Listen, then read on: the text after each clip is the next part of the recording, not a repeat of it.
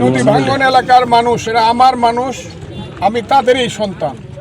এখানে নদী ভাঙ্গন যে আকার ধারণ করেছে, এই গ্রাম থাকবে না, ওই ব্রিজটা থাকবে না, যে ব্রিজটা নতুনভাবে তৈরি হচ্ছে আমাদের ব্রাহ্মণবাড়ির সঙ্গে যোগাযোগের জন্য, ঢাকার সঙ্গে কাজে এটা দ্রুতভাবে করতে হবে। এবং আমি দ্রুতভাবে করার জন্য মন্ত্রীদের সঙ্গে কথা বলেছি, অফিসিয়ালদের সঙ্গে কথা বলেছি। কালকে আমি কিশোরগঞ্জের ডিসি সহ মন্ত্রণালয়ের সমস্ত এক্সিকিউটিভ যারা আছেন, এক্সিকিউটিভ এক্সিএন, এরপরে এক্সিএন পানি উন্নয়ন, সবার এক্সিএন এলজিআরডি সবার সঙ্গে কথা বলেছি। এবং অলরেডি এই কারণে কাজটা শুরু হয়েছে।